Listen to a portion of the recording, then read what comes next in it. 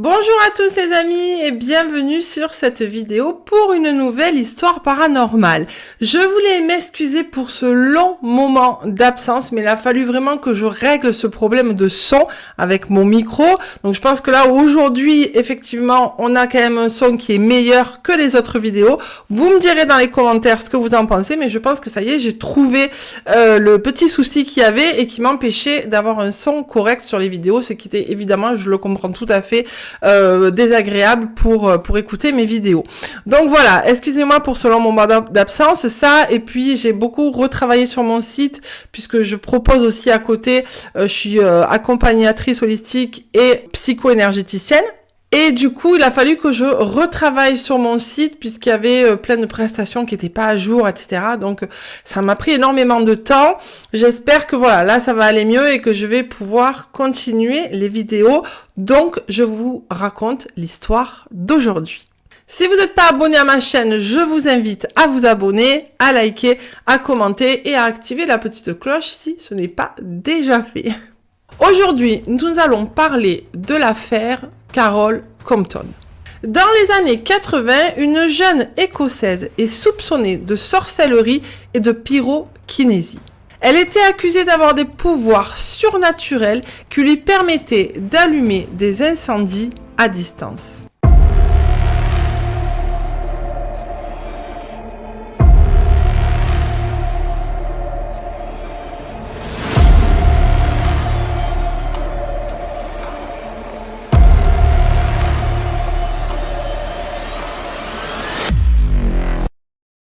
Nous sommes en mai 1982, Carol Compton, une jeune Écossaise, se prépare pour son grand départ. Follement amoureuse de son petit ami, un bel Italien, elle décide de le suivre dans son pays alors qu'il part pour faire son service militaire. Elle ne s'imaginait pas rester seule au pays pendant 2 longs mois pour l'attendre. Tous les deux ont à peine 20 ans, ils fourmillent de projets et sont enthousiastes à l'idée de démarrer une nouvelle vie. Arrivé en Italie, le jeune homme doit rejoindre l'armée pour y effectuer son service militaire et Carol se met en quête d'un travail. Carol, c'est une jeune femme qui est avenante, souriante et très vite, elle décroche un travail comme nourrice au sein d'une famille aisée, les Ricci.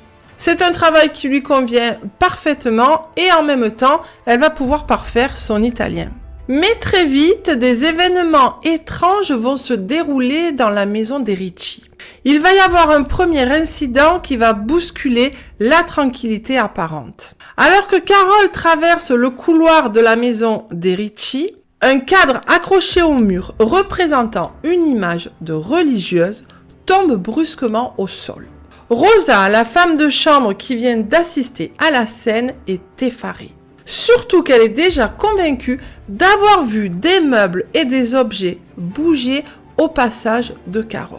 Elle oblige immédiatement Carol à faire un signe de croix pendant qu'elle récite des prières. Rosa n'aime pas Carol qui lui inspire guère confiance. Quelques semaines plus tard, au cours de l'été, alors que la chaleur est insoutenable, la famille décide de passer quelques jours dans les Alpes dans un chalet de famille et ils décident d'y amener Carol avec eux. Les parents commencent à se méfier de Carol, mais sans cacher leur réticence. Ils trouvent son comportement intriguant et ont même remarqué que pendant les conversations, Carol a des moments d'absence. Elle s'arrête soudain de parler et son regard s'assombrit et ça en devient très inquiétant. Mais malgré tout, Carol s'occupe bien des enfants.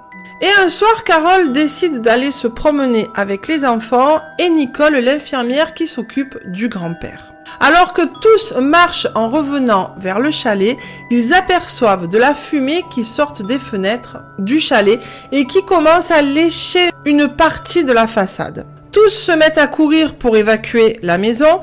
Carol se précipite dans le salon où s'était assoupi le grand-père. Tout le monde est évacué à temps, les pompiers arrivent pour éteindre le feu, mais le premier étage est totalement détruit. Et ils ne parviennent pas à expliquer l'origine du feu.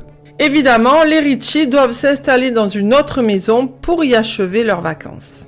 Quelques jours plus tard, alors que tout le monde se remet de ses émotions, la grand-mère perçoit une forte odeur de brûlé dans la cuisine. Elle se met à en chercher l'origine et c'est un bout de papier qui est en train de brûler dans la poubelle. L'incendie est évité in extremis. Le lendemain, c'est le lit d'une femme de chambre qui s'enflamme sans raison alors que celle-ci est sous la douche. C'en est trop pour les Ritchie. Ils n'ont aucune preuve, mais ils ont le sentiment puissant que Carol est pour quelque chose dans ces incendies. Et Carol se retrouve à chercher un nouveau travail. À la fin du mois de juillet 1982, Carol est engagée dans la famille Tonti, également en tant que nourrice. Et il l'amène avec eux pour passer quelques jours sur l'île d'Elbe pour visiter la famille. Mais très vite, la grand-mère se montre très hostile avec Carol qu'elle n'aime pas du tout. Et elle lui fait savoir par une attitude agressive et autoritaire. Devant cette hostilité, Carol se sent très anxieuse et craint de se faire blâmer à la moindre occasion. Un matin, alors que tous prennent leur petit déjeuner dehors, la famille voit de la fumée s'échapper des fenêtres de la chambre de la grand-mère. En rentrant dans la pièce, ils s'aperçoivent qu'une partie du lit de la grand-mère est en train de prendre feu sans raison apparente. Puis brusquement, alors que la grand-mère lève les yeux en direction de Carol, une statue située de l'autre côté de la pièce se met à basculer et s'écrase au sol. Les jours suivants, c'est un vase et un gâteau qui, inexplicablement, commencent à vaciller de leur support et tombent par terre, alors que Carol est à proximité. La tension est à son comble et désormais la grand-mère parle de Carol comme la strega, la sorcière en italien. Un peu plus tard, le silence règne dans la maison. La petite fille Agnès, âgée de 3 ans, fait la sieste dans le lit de ses parents. Quand soudain, sa mère et sa grand-mère voient de la fumée s'échapper d'en dessous la porte.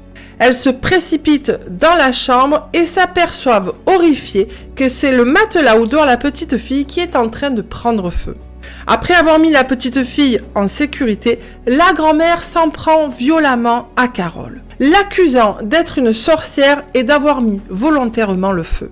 Carol est terrifiée par les accusations, mais elle n'a pas le temps d'essayer de se disculper que la police arrive et elle se retrouve menottée. Carol se retrouve incarcérée et sa vie devient alors un cauchemar. Les autres détenus la traitent de sorcière et son visage est désormais connu dans toute l'Europe. Dans les journaux, sous le mot sorcière écrit en grosses lettres. La pauvre jeune femme est accusée de toutes parts et ne comprend pas ce qui lui arrive. Des experts psychiatres et des spécialistes du paranormal vont tenter de lui venir en aide. Certains lui expliquent qu'elle a peut-être des capacités psychiques qu'elle ne soupçonne pas, comme la pyrokinésie, qui lui aurait permis de déclencher des incendies à distance. Ou qu'elle serait victime d'un poltergeist, un esprit frappeur qui se servirait d'elle. Mais Carol réfute toutes ces théories et elle semble complètement perdue.